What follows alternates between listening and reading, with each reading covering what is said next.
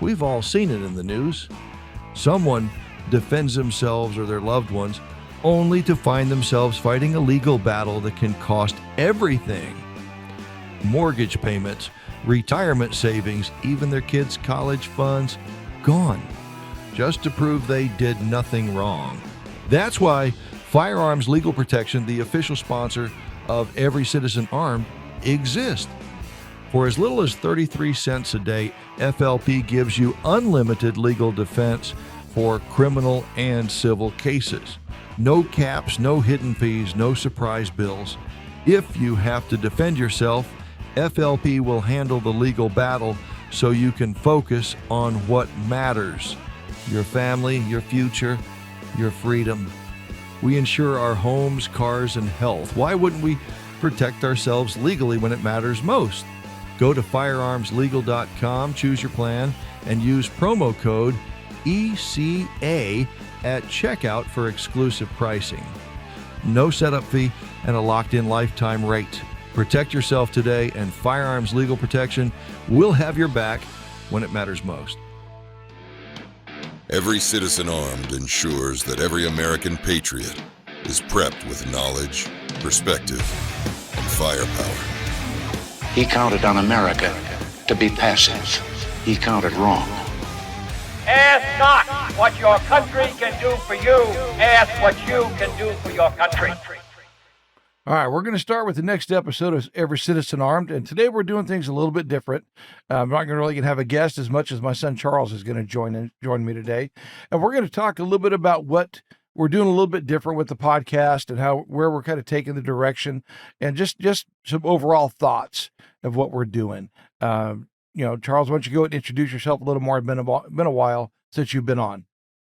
Since we got together, and I'm usually on the other side of the camera, running video, audio, and doing all the technical side of things. But, I did, just so people know, I'm the founder of Every Citizen Armed, started this in 2017 as a clothing company. You can see that wearing one of the shirts today, which we don't focus on heavily these days, right. But it's turned into a pretty solid firearms training company where we provide CCW classes to students all throughout the state of California, and now even into other states. Now, we did have a customer from Tennessee a while back, actually. Yeah. Now that California has made it legal for other state or other residents of out-of-state residents to apply for CCW, we can offer that to instructors outside of California. So, started this in 2017. My background is, I did 11 years in the California Army National Guard, where we did, I served as an IT specialist, communications sergeant, and then also served 5 years as a deputy sheriff with the Kern County Sheriff's Office. And since then have become an NRA range safety, certified, and then now CRPA, CCW instructor certified, along with you. So that's the background. And then obviously the other businesses that I run full time. But perfect. And like I said, we do have on our website, there's all kinds of, you get all your CCW training. It's in multiple counties now, not just Kern County, but which other counties? I think we have Tulare County. So Tulare County, Fresno, I believe Madera, Kern, obviously, Monterey, and maybe Orange County as well. Ultimately, we typically connect with instructors, and the instructors send their students to our online platform. So if you are still spending 8 to 16 hours in person taking these CCW classes, then maybe talk to your instructor and see if your county will allow online, and then we'll get, let us know, and we'll connect with your instructor and kind of help you guys out with that. Well, and also instructors can call us and they can get put on the website, because right now we have some of the best instructors around. I mean, Tony Mosley stands out, Ronnie Jeffries. You look at Ben Boyle is on there. He's a very good instructor. Yep. And we have the fella up in Oakland, I think. Yeah, Pistol Squad. Yep. Pistol Squad does a great job. Yeah. And we have a couple other instructors on there at this point. Yeah, a lot of our instructors are former law enforcement, former military. Like you said, Tony Mosley, great friend of mine, as former BPD SWAT, and before that Marine Corps. We've had instructors. He's now he's the head of security on a Disney cruise liner. But we had a Ryan Miller, who is a Navy SEAL, teaching out here through our platform. And so we have, and Ronnie Jeffries, great Army, combat arms, and then BPD, Bakersfield Police Department. He was SWAT team. Now retired. So yeah, very good instructor. And a lot of these guys, you go back on our old episodes, you could listen to them when they came on. Yeah. Like I said, I know Ronnie's been on, Tony's been on, and Ryan's been on. So those are great ones to listen to and learn about what they're doing. And then we've also had a couple of folks on here that own gun stores, or the guys that own the 5 Dogs Range. They've all been on. So go back to some of our old episodes and you'll listen and learn a little bit, and you'll kind of see actually how we got better at this as we went too, because we definitely started out a little bit rough. So as this moving forward, like Charles said, we're actually going to be doing a little instructing on our own right. We're just waiting, I believe, right now on the DOJ, if I remember right. Yeah, we got all of our paperwork back. We need to actually send it off. So so now it's on us. Now it's on us. Okay, never mind. So we'll get that part done. I won't blame it on the DOJ at this point. I'll blame it on my son. Yeah. So that's how that works. So anyway, we are doing a little bit different, and you will notice, our regular listeners, we have had some politicians come on. We wanted to mix it up. It's not just, the name of the episode is Every Citizen Armed, but we want you armed not with it's not all about just firearms. Really, when you look at it, we want you armed with information as well. So, and as much information as you can get. Like we've had Steve Hilton on here. That was a great one. Yeah. He sat with us for an hour. That was awesome. Yeah.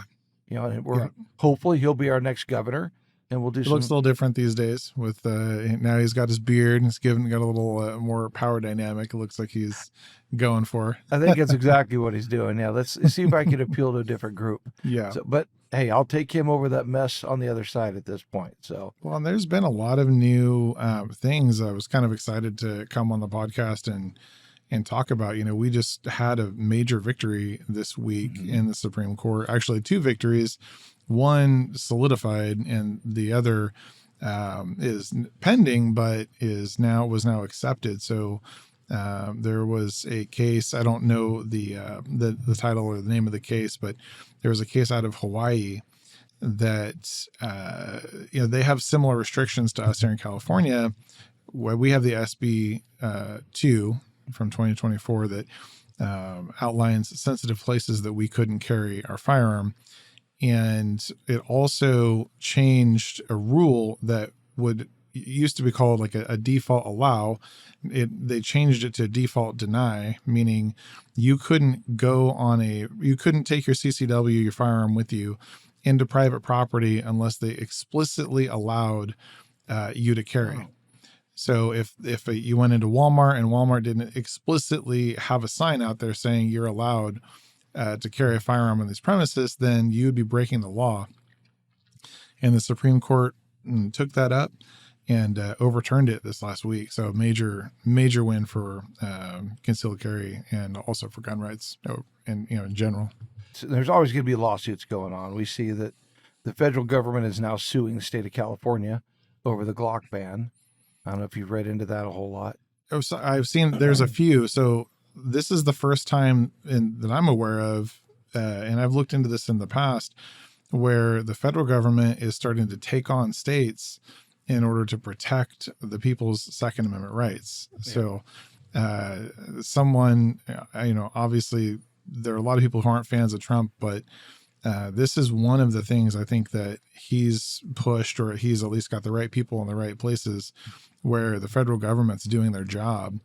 And they're suing. I don't know which states, but I know that they're suing on the AR-15 bans as well, multiple states, or actually it might be cities. And then they're also, like you said, they're I didn't know about the Glock, so that's interesting. Yeah, I believe they actually filed those papers already at this point. And I know Newsom is doing everything he can to keep that rolling. Sure. And with them, it's really not about this gun or that gun. They just want to make it as hard as possible for anybody to own a gun. And that really is what the damn, it's like running these extra taxes and things that they do on it. That's what it's not about. They don't look at it as rights or not. They're just looking at it as controlling the power, in my opinion. And when I look at it, what they're really doing is they're making it hard for people to defend themselves. Yeah, it's hard for me to fully understand. I think that the politician and the people have different motives. So I tend to look at it and say, Gavin Newsom is not representative of the people. He's able to achieve his goal by appealing to the people who are dumb enough to vote for him. So, the people, their way of thinking about it, they're uneducated. These folks, these liberals and gun haters, they're mostly just afraid that they don't have a lot of education or experience with guns. They don't fully understand, the safety mechanisms and how to use them and when they're safe and when they're not. And so they're generally just afraid out of ignorance. And so that leaves open an opportunity for corrupt politicians like Gavin Newsom and other Democrat politicians and anti-gun politicians like him to come in and exploit that fear in order to push forward their own agenda, which is removing these guns from the streets. I think one of my favorite clips I saw recently was actually somebody who you wouldn't think it from, but Bill Maher. Of all people, it's funny. He's kind of all over the place at times, but he had Ro Khanna on his show the other day. Yeah. And there's been one of the things that has changed as the government cannot use habitual marijuana use as a reason to block you from owning firearms. Yeah, I thought that was a pretty big win. Not that I'm necessarily for or against the use of marijuana, but I think that as a general principle, the Second Amendment doesn't include any exceptions to the rule about who can and can't carry arms. And the Supreme Court has ruled that historically you don't want to allow violent felons to possess firearms. Now, though, it's kind of in the conversation that previously, at least in the more recent times, that's led to lifetime bans. So these people who are getting convicted of, like, for example, having marijuana, enough for it to be a felony, were having their rights taken away, their gun rights taken away for the rest of their life. And, ultimately that's it's unethical. It's clearly unethical. It's also unconstitutional. And we know that now, or at least we've known that, but at least now the Supreme Court has made a ruling on that. And we can say definitively that those politicians, whoever voted on that in the past, were, tyrants. Yeah, I think that's a good way. And folks could go back to listen to when Donnie Youngblood was on, our Kern County Sheriff. Him and I actually had a discussion about that point, about felons, actually people who are convicted of felonies, to be able to come back and apply to own firearms in the future. Because if I remember, he used an example of a buddy of his who was coming up on 75, 80 years old. Yeah. When he was 18, 19 years old, he did something stupid, as a lot of us have done. Sure. I mean, if I'd have got caught doing some of the things I did when I was 18, 19, 20, I definitely would have been in a lot more trouble. But whatever, he got caught. He got in trouble. He paid the price. Yeah. He did whatever his penalty was. But here he is 60 years later, and he still cannot own a firearm. Yeah. And that is wrong, in my opinion, because you can make a mistake when you're young. Yeah. And then you should absolutely have the right to protect your family and your property and yourself. Yeah. In the future, if you're a jackass and you're going back to prison, fine. I don't care. Right. I'm not worried about their rights, because they're giving up their rights to be a productive citizen. If you're in prison, you're in a different situation for sure. Yeah, and if you're on parole, you're on probation, those things are going to factor. But after a certain amount of time, you should be able to reapply and not make it ridiculously hard. for them to do it. So it's just, if you're a criminal, that you're gonna still be a criminal. Well, you're it's effectively it's a life sentence. Yeah. And that's what they're doing. So they're leveraging what was a historical precedent, which was not a lifetime ban, but they're leveraging a historical precedent to again push forward their own agenda, which is to remove guns from the streets. And it doesn't matter to them, to the anti-gun politician, whether it's a criminal or it's someone who messed up one time. That means nothing to them. They have an agenda, and that agenda gets them votes. And as long as that gets them votes and keeps them in office, then they will continue to sign on to that agenda.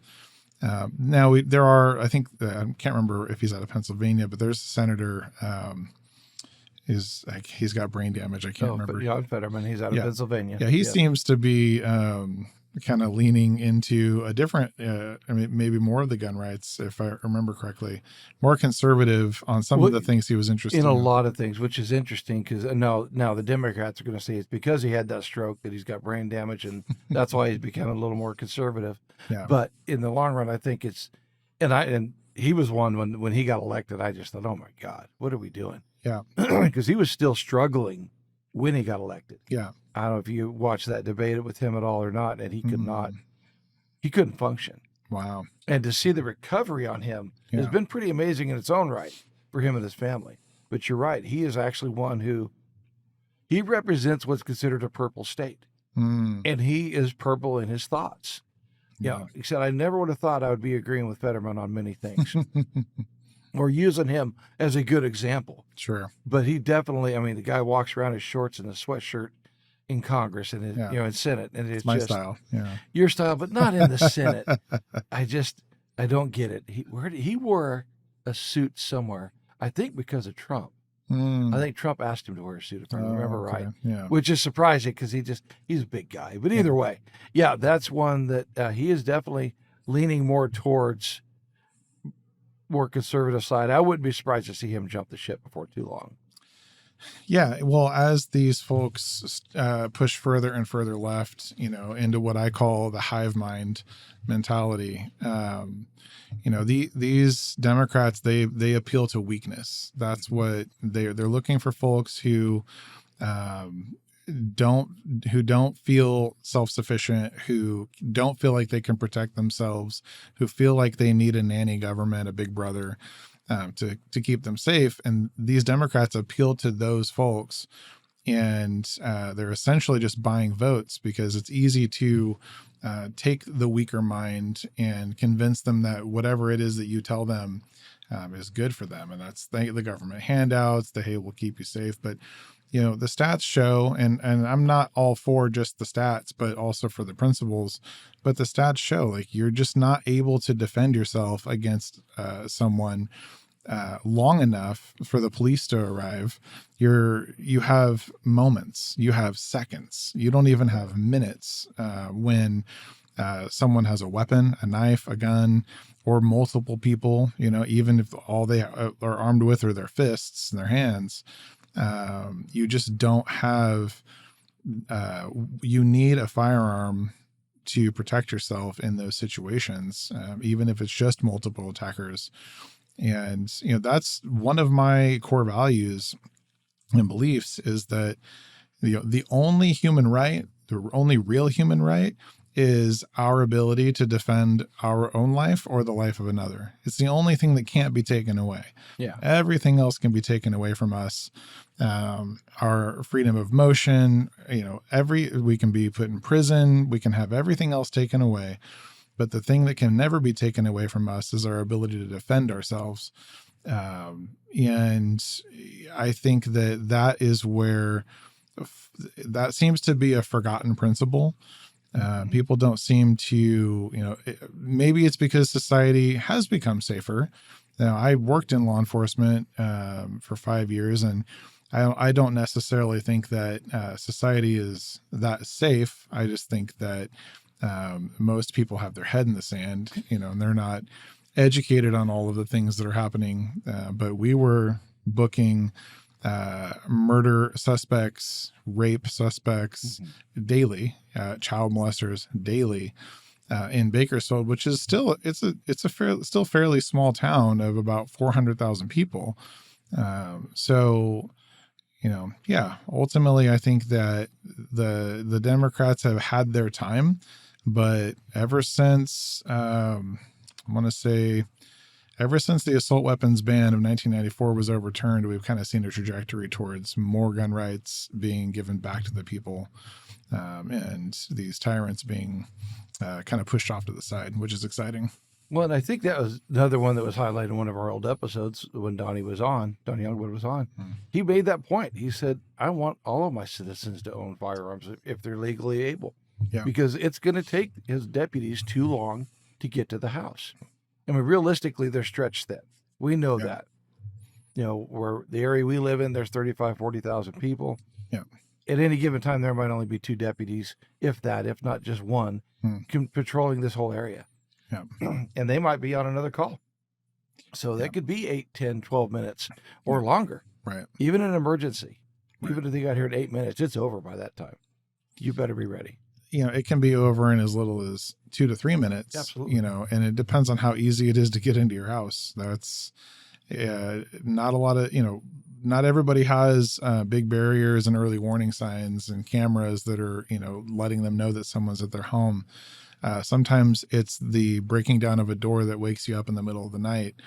And, it's tragic. I remember one of the cases that I sat in on in the criminal court was a little old lady. I think she was in her 70s. It was home alone. Her husband had died. And 3 teens, early 20s, 2 males and a female, broke into her house, bludgeoned her upside the head, left her for dead, stole, whatever they stole from her home. And then ultimately she lay there on the ground until she died and was found, I think, by her daughter days later. And we had to sit through and listen to this court hearing go on. And the suspects had no remorse. They had no, at least they expressed no remorse.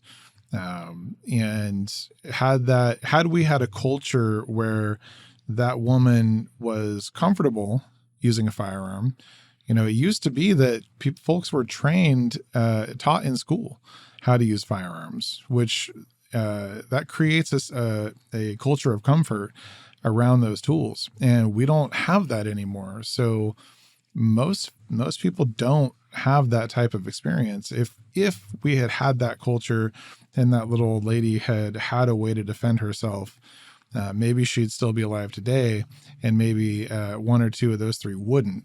Maybe we'd be a little safer. Unfortunately, it's more likely that 2 out of the 3 of those hoodlums are still on the street, and 1 less good citizen is alive and well because of our, because of the culture that these Democrats have built. Well, I think that highlights what I look at in society, what's damaging society. And I spend a lot of time on high school campuses, and I watch these kids, and I see the complete lack of parental involvement. And that's how you end up with kids like that are going to, 18, 19, 20. They're still kids. I get it. You're an adult, but you're still, they definitely seem younger than we were when I was 19. When I was 19, I was old.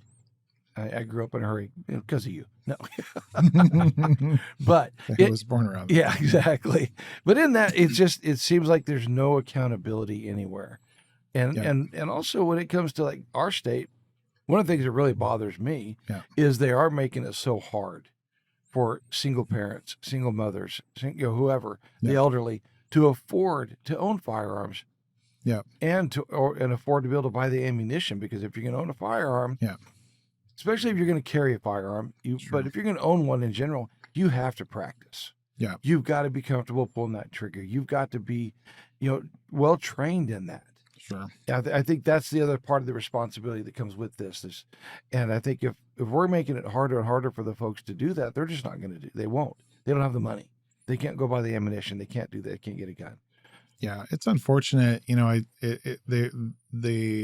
Democrats have found many ways to stifle out Americans' abilities to purchase and use and train on firearms, whether it's the price of ammunition, the new sales tax that California implemented, trying to ban certain guns, certain handguns like this Glock ban.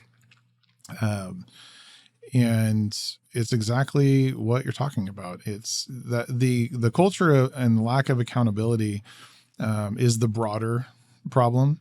It spans far beyond just owning firearms, but it seems to be, it comes from a little bit of our way of thinking as Americans, where we should be free to do as we please, and we should be free. But that ultimately was not the spirit of America. It wasn't just free to do as we please.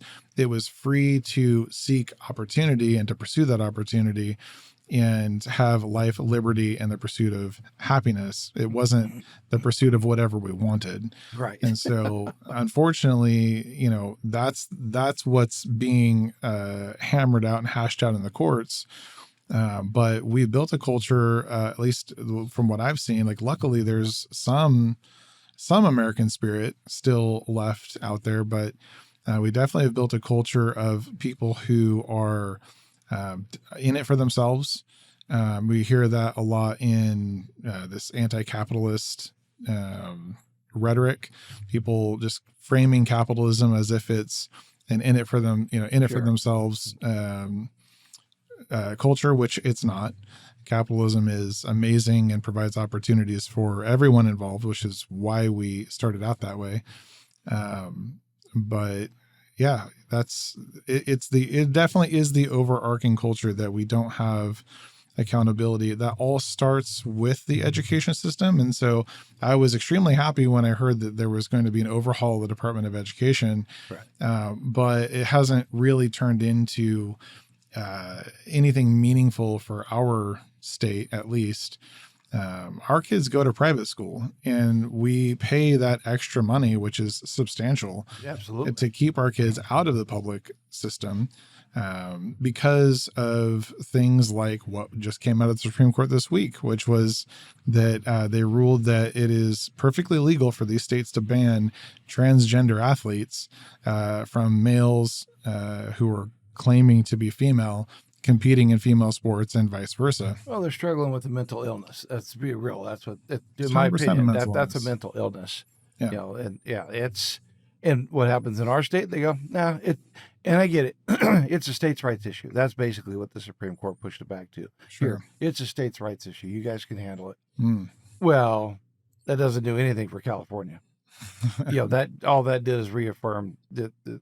And I understand. I'd rather have states' rights in a lot of ways. Sure. But, there's certain ways that, to me, that is taking civil rights away from the girls. I don't want my granddaughters to go and play sports against some boy. Right. And it's a boy. Let's be real. I don't care if you're, because they have a parent who has some mental illness, in my mind, if they're giving their kids these drug hormones and things, transition drugs for their, hell, when they're 10, 11, even younger. At minimum, they have an agenda. Oh, right? They have an agenda. And realistically, are you really thinking of the best interest of the child when you do that? You're absolutely not. Imagine this. You defend yourself or a loved one, and instead of being seen as the good guy, you're arrested, charged, and forced to fight for your freedom. You did nothing wrong, but now you're looking at thousands in legal fees. We've seen it happen. Good people losing everything just to prove they acted lawfully. That's why you need firearms legal protection. For as little as 33 cents a day, FLP gives you unlimited legal defense for criminal and civil cases. No caps, no hidden fees, no payback, just real protection with experienced self-defense attorneys who have your back. Plus, you'll get 24/7 attorney access, red flag protection, and more. Go to firearmslegal.com, pick your plan, and use promo code ECA for exclusive pricing, no setup fee, and a lifetime rate lock. Because when the worst day of your life happens, you shouldn't face it alone. Yeah, I saw recently that there was this was probably a year ago, 6 months ago, something like that. There was a mother in Hollywood who had two transgender children and a gay child. Yeah, and I think that's who it is. I think it's Charlize Theron. And that's indicative of the fact that there's something wrong in the parenting, because statistically the likelihood that you would even have one transgender child is extremely low. Right. And then for you to have two to turn out that way, and then one also to turn out gay, so you end up you're 100 for your 3 for 3. Yeah. Children who are alternative lifestyle, we'll call it.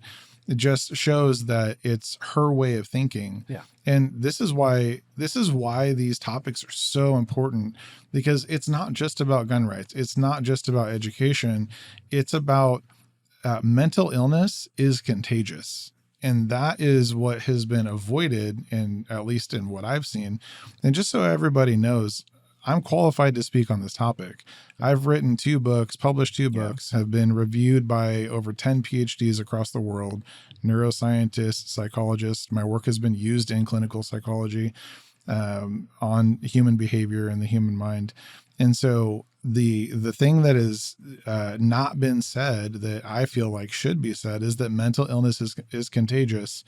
And that's what we're seeing is, sometimes it becomes a fad, and then people want to be socially accepted. And so they come into that fad not knowing the consequences, which we're seeing that in a lot of these detransitioners. Oh, a lot. We're coming out.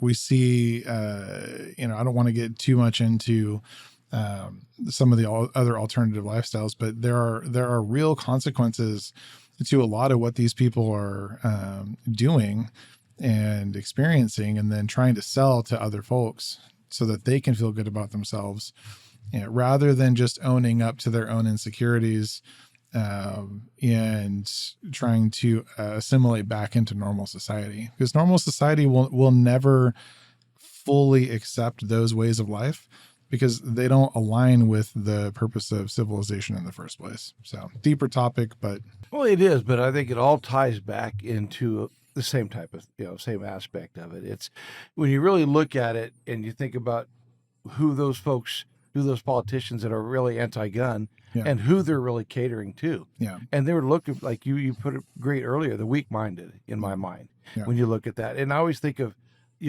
talk about the kids that they're transitioning and the, whatever you want to call it when they're young. But a lot of times when you see the gender fluid or any of that stuff that's going on, it's almost always a kid who's had a rough time. A cry for help. Yeah, it is. It's a cry for help. It's a kid who, most of the time, and it's, okay, kids are mean. We get it. Sure. I was a kid. Hell, to me, a middle school girl is about the meanest thing in the world. I've watched. I've raised 2 of them. Yeah. I've seen a lot of them. They were mean to us. Sometimes we were mean to others. Exactly. Sure. It happens. So if you have a kid who's getting picked on, and then all of a sudden they find a way, there's an alley for them. Now they're going to be accepted, and they're going to be heralded as a hero. They're going to be just put up on a pedestal. Yeah. They jump on that. Yeah. It's got to be better than what they were going through. Sure. So I put a lot of that on the parents. They've got to pay attention to what's going on with their kids. Right. Because all you're doing is you're feeding into that. And now you're we've watched it. And I spent a lot of time on high school campuses and other campuses and different things we're volunteering for. And I see these kids, and you can just look at them, they could, in 2 years, they might be back to normal. Right. In what we perceive as normal. I get it. In their mind, they go, we are normal. No, you're not. No, you're not. You're trying to fit in a certain area that, and unfortunately, those are the ones that these same politicians that are going after our other rights are taking these folks and telling them how great they are, and going to use them to give them power to take away the guns, take away whatever rights they want. Well, the numbers don't lie. If you're part of less than 1% of the population and your behavior is that far of an outlier, then you can't call yourself normal. I mean, you can call yourself whatever you want. Right. That doesn't make it true. which is the same problem we're seeing with that particular sector of the population. So, and you're right, it does start with the parents. And the thing that's not so clear, because it takes so long for it to happen, is that when we're not holding parents accountable, and when we allow these cultures to take root and take hold and grow, is the parents produce children who are even more extreme, who then produce children who are even more extreme. And, you know, rather than, not that everyone needs to be on a straight and narrow line, but there should be a pretty, pretty close left and right boundary as to what is considered acceptable behavior in society. You know, we're all here trying to build families and protect our families, live our lives safe, make a living, just to get through the 80 or 90 years that we're going to be on this planet. And, maybe longer now. We'll see. There's, all sorts of new medicines and research, but, we're all trying to make it through, and society is, living in communities has been the best way we found to do that. But as these outliers keep pushing further and further away from the norm, all they're doing is creating conflict. And by us allowing that, like, hey, if you want to live that life, that's fine. You can do with your life whatever you want, but you can't do it here. You cannot sell that to my children. Right. And that's really why I think it's become a bigger topic of conversation, because I really don't care what you do inside of your house, but when your culture bleeds outside your front door and then into my lawn and into my house, where my children start having questions that they can't answer because their minds aren't developed enough. And then now you're saying that the schools don't have to tell me when my children are having or suffering from these mental health issues. And that also, if I have anything to say about it, that the state can come in and take my kid away because I want them to lead a normal, semi-normal life, or to the best of their ability, and be productive members of society. You've crossed the line. And so, and that's what, I enjoy watching these Democrats get spanked in court.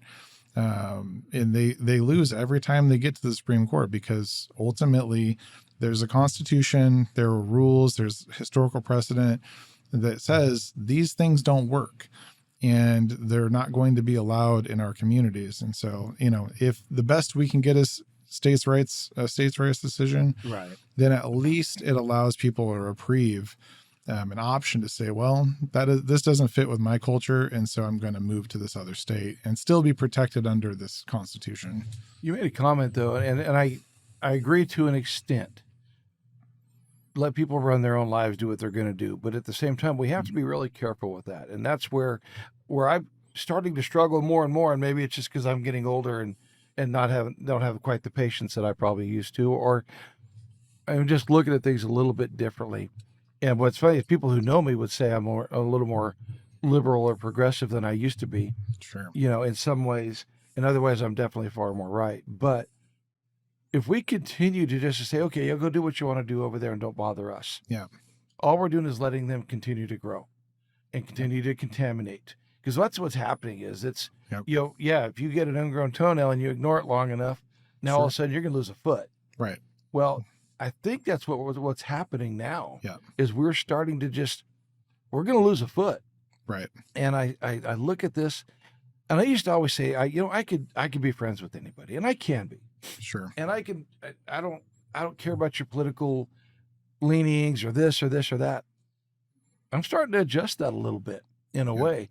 And I'm not going to say I'm going to be mean to anybody or go out of the way, but at the same time, I'm having a hard time being friends with some folks who don't have the same moral structure that I have. Right.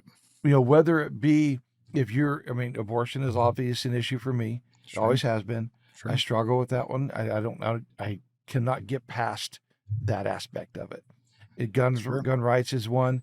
You're willing to take my right away. And I often say, and people have heard me say it all the time, the anti-gun folks, I always say, hey, you have every right in the world to not own a firearm. You don't have to own a firearm. Never take away my right to protect you. And that's it. That's really what it comes down to. I got to protect my family, myself, my property, and my friends around me, and other people. I don't care if it's some neighbor's kid. I'm going to protect him. Yeah. I've seen this when they do these reels, and you don't know what's real, what's not real anymore. All this AI crap, which you love. I know. I despise it, but it does make me money, so it does feed my family. it does. Absolutely. I get it. And I have to learn to use it. Sorry, the allergies are bothering me. But when I look at this and I see they're talking to these mothers and they're saying, would you kill for your child? And they're like, oh, no, no. I'm like, what do you mean you would not kill for your child? And there's multiples. And you can always pick out where they live a lot of times. Yeah. And, you're certainly not in the South. I can tell you. Yeah. Because I don't understand the process. And I knew a young lady here who felt the same way. She would have a hard time. Yeah. What's interesting is that was before she had children. Now that she's had children, she'd kill that person in a heartbeat and not think twice. This is, so to your first point, you're 100% correct that mental illness can become a cancer to society. Yeah, it can. And just even bad culture. It doesn't just have to be mental illness. No. It can just be poor culture, bad culture. By poor culture, I mean poor values, right? So bad values. Values drive behaviors and behaviors drive outcomes. And the closer friends that we become with folks, the closer to those conversations about values, that we have. Or that we become. So this is why communities form around shared values, but in more recent times, we have all this conflict because we have an entire sect of society that's saying that, we don't need to have shared values. You just need to let me be me. And I don't need to abide by your rules, and just don't bother me. But also at the same time, I need you, and I'm going to use the government to force you to abide by my rules. Right.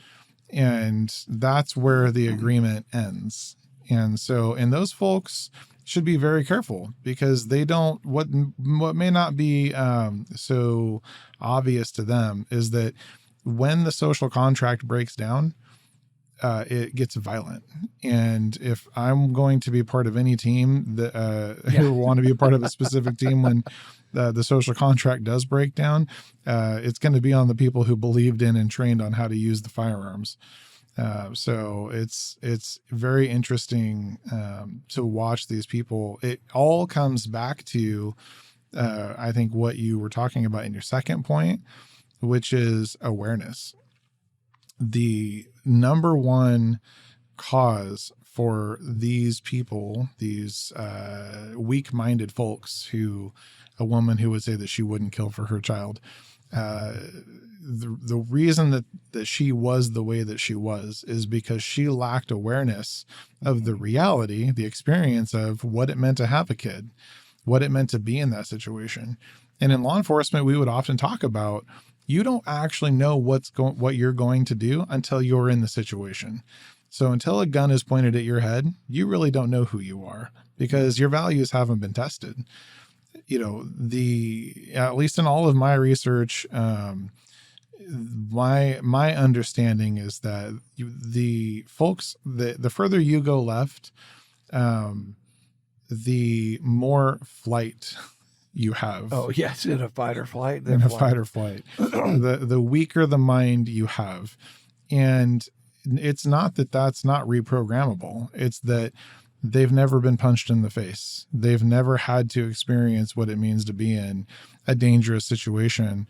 Or maybe whenever they were small, when they were children, they were abused and beaten when they couldn't defend themselves. And so they're traumatized, and that they all kind of shift this direction. Now, sometimes that goes the other way too, sure, but they all kind of shift this direction. That's why these school shooters and these mass shooters and these people who are trying to use firearms and do harm on a mass scale, they're usually on the left, because they lived their whole life passive aggressive, pent up. And then when they finally got power, they decided to use it for their own selfish reasons. And so that's, not that every Democrat is a mass shooter, or not that everyone who was traumatized handles things that way.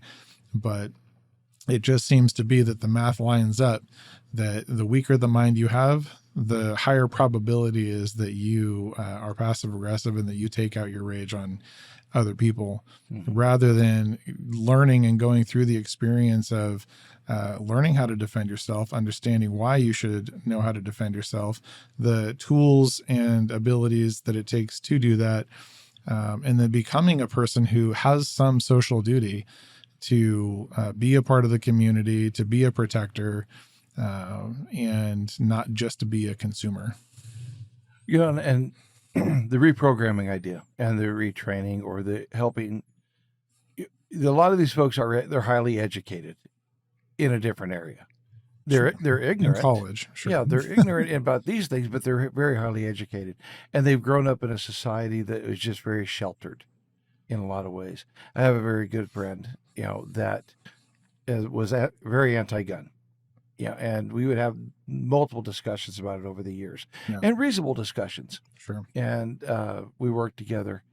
It was interesting to me, and because it all comes back to what about me at the time, because we went over this for probably years, and then one night we were together and we were going to go meet some customers for dinner in downtown Fresno, in a rough part of town. And when that happened, when we started to get out of the truck, looked over and asked me, "Hey, you have your gun, right?" And it was interesting. And then at the time I said, "Yes, absolutely." And I used the same thing. I said, I do have my gun, and it goes back to never infringe on my right to protect you. Yeah. I said, I will always protect you. Don't you worry. But okay. So what happened with her down the road was after that happened, I just let it go. And I, told her what I told her. Well, then fast forward about 2 or 3 years, maybe a little more because everything runs together after COVID. Sure. But I get a picture of her after she's left the company, and she's at a gun range with her new company, and they're doing a team building event. Oh, how funny. And she's got a gun strapped to her side, and she enjoyed the hell out of it. So go to that reprogramming comment you made earlier, retraining. Yeah. If you have liberal friends, you have anti-gun friends, if you get them out to the range with you and have them shoot and get them comfortable and they understand that it is, like you used the word tool earlier. Yeah. Firearm is just a tool. That's all it is. Right. You take the ammo out of it, it's just a piece of metal, Right. piece of lead. It doesn't matter. So plastic, whatever it is. Right. But you get these folks out, you let them shoot a little bit, it's going to be amazing the change in them and what they see. Yeah, there's some fruitcakes get out there and they, like you said, do the school shootings and so forth and off the left. Like I said, make it a good-minded liberal. I know there's not many, but the thing is that if we started when we should, which is school, we should be teaching this in school. We should be teaching self-defense in school. We should be teaching firearms in school as early as 12 to 13 years old. These kids should start self-defense classes. If we started teaching those things, and also some emotional intelligence classes like conflict resolution, the ways to confronting conflict rather than avoiding conflict. If we were teaching these things, then we would have far less mass shooters, because these kids, if any, because if that was like the national curriculum, was that all of these children had to go experience what it meant to get hit in the face, what it meant to defend themselves from someone trying to bully them or hit them in the face. I'm not a believer that violence is not an option. So I believe that if someone is being violent towards you, then you should know how to be equally or more violent back. Absolutely. In law enforcement, and in the military, we had a way of thinking that you respond with overwhelming force. Right. The person who is trying to attack you, who's wrongfully trying to attack you, should be so afraid that if they ever did that again, of the consequences, that they should cower down immediately and you should gain compliance. Because, for the law enforcement side, you're not there to fight the person. You're there to enforce the law. They just chose to resist. Right. And so you're having to respond to their behavior. which is so scary and so unpredictable. But if we were teaching all of these things to children, which, people might say, oh, well, they're 12 and 13, they're too little for these things. No, they're not too little for these things. 12 and 13-year-olds are recruited into gangs. And as part of my education in law enforcement, I learned that guess who the most dangerous gang members are? Oh, yeah. They're the 13 to 15-year-olds. Yeah, because they know they're not going to get in that much trouble too, but also they don't have the mental they're not capacity. Developed. Yeah, so they're just trying to survive, and these older men are exploiting them and exploiting their youth, and so they're jumping other kids in, and they're doing drive-by shootings, and these things are happening.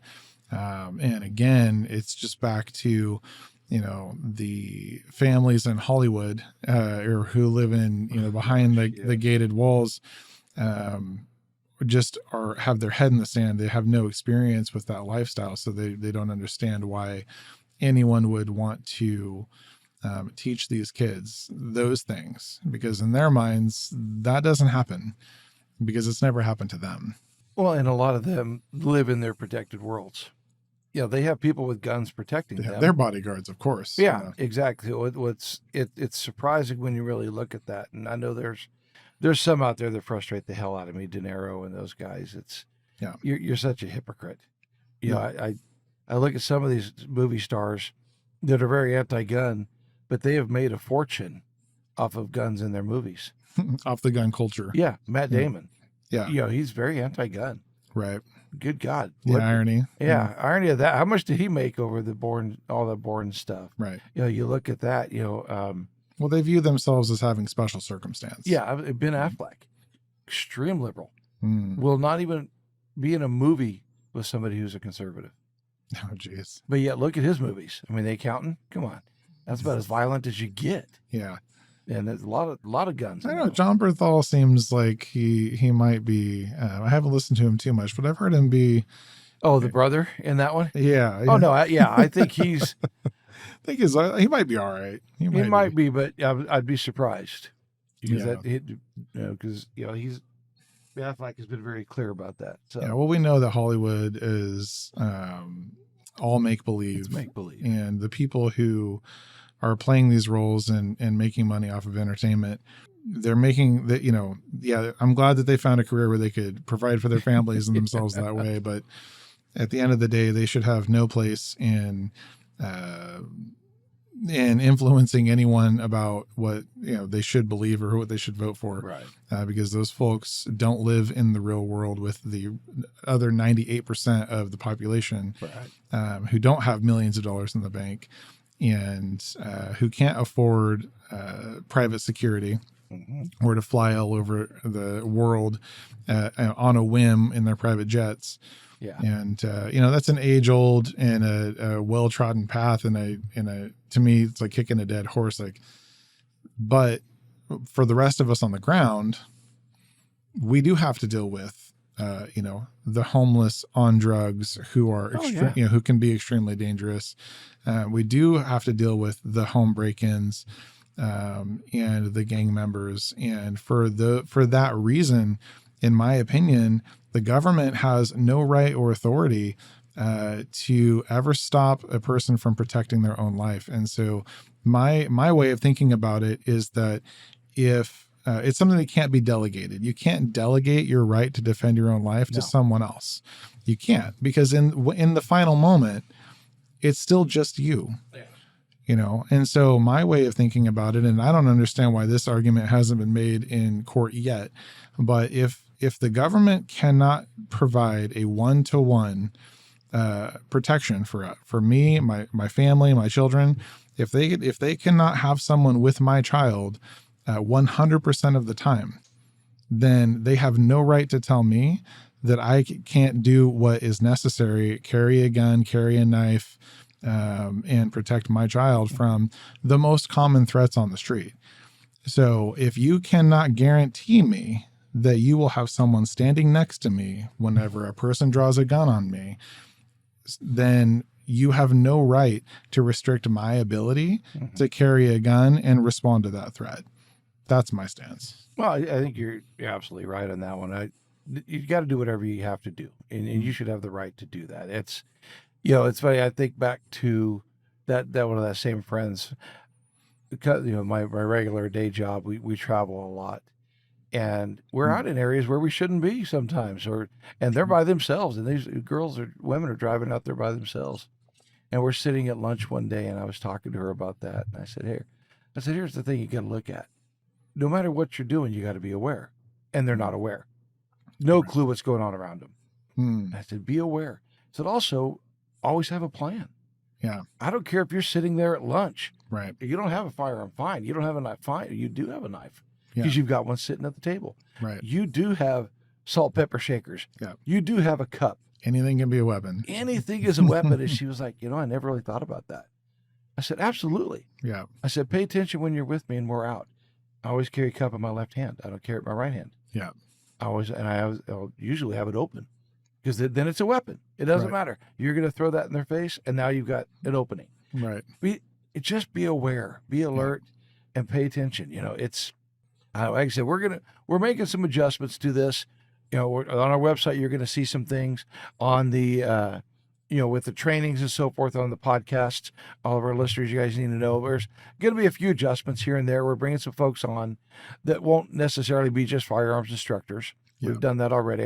That's why we want to talk about this. And they kind of our opinions on things, where we're at. Yeah. So you guys know where we're at on it. And we'd love to hear from you guys. So keep throwing the comments out there. Keep sending us emails. And we respond every time we can. Yeah. I'm trying to get back to every single one of you. So, everycitizenarmed@gmail.com. And then also we have the other one. But mail at everycitizenarmed.com. Yeah. It's funny. I wanted to tell this story earlier, and I slipped my mind that you're talking about awareness in your friend. I also have a close friend who is, pretty liberal, and he had never shot a gun in his entire life, and he's in his mid-40s. And he told me, my wife would never let me have a gun in the house, which is ironic, in and of itself. But now they're getting divorced. And so now they're separated, and she lives elsewhere. So he came to me. He's like, hey man, I want to shoot a gun. Maybe you can take me out. And so we did. We went down to the range. It was an indoor range, very safe environment. But kind of loud, for someone who'd never really shot a gun. So I could understand he was a little shocked, but I loaded the Glock for him. I showed him, just some basic safety. And I said, okay, now I just want you to point the gun that direction, and I want you to shoot. Like, I don't care if you hit the target. The first round is just get the round out of the gun, because you've never done this. You want him to feel it. 43 years of life, you've never done this. And just sitting there watching him trying and shaking and just could not. And he put the gun down. And he's like, I'm not sure I can do it. I'm like, well, what are you afraid of? Like, what is the thing that's holding you back? And he's like, well, what if it blows up, or what if it shoots back at me? And it's like that. That's the lack of awareness. Right. That's the lack of experience. There's no concept, no training, no education on firearms, how safe they're built, what they do. And I said, look, man, the bullet's only going one direction. It's wherever you point the barrel. So point the barrel that way. If you have to close your eyes, just pull the damn trigger. And he did. And he finally pulled the trigger. And he said, oh, that wasn't so bad. Exactly. And then we spent the rest of the time shooting all the 3 different handguns that we had there, at that time. And that was, 3-4 years ago. And I would say just maybe 3-4 months ago, he calls me up and he's like, hey, I'm thinking about getting a home defense weapon with all of this going on, the Iranian stuff. And I just don't know what's going to happen. And I was like, well, that's funny. All right. He's like, I was thinking about getting a shotgun, which, is a great home defense weapon. But I said, well, come on over and I'll show you maybe why you need to have a shotgun and a handgun. Yes. And, we practiced clearing rooms, and, as we're clearing this very, it's not a super tight hallway, but it's tight enough that as you're trying to clear with a shotgun, you have to you have to kind of bring it up and around. And I said, okay, now I'm going to show you how to clear it. And then I want you to try it. So I went and I cleared the hallway with the shotgun in the rooms. And as I had him try it, he's like, wow, that's really awkward. I said, okay, now here's a Glock 22 and I want you to do the same thing. And of course, it's a lot easier to clear as you can bring the gun into your chest and you can pie corners that you can't, it's very difficult to do that unless you're a trained operator with a rifle or a handgun, which you shouldn't clear your house with a rifle, but with a shotgun. Gosh, no. I've made that mistake and realized very quickly how dumb that was. We grabbed what was close. I grabbed what I thought legitimately had reason to believe there was someone armed in my house. Just the sequence of events and how my alarm system was working. I thought, well, if I'm going to take a gun, I have a level 3 and a level 4 2 vests, and so I threw on my level 4 vest and I grabbed my AR and realized that was really stupid and that was probably not going to go well for me. Right, exactly. Well, and I wish people would really think about that. And one of our most popular reels that we released was actually talking to the guys at Shooter Ready about exactly that concept of what home defense weapon you should have. Yeah. And because I feel a shotgun is a great item.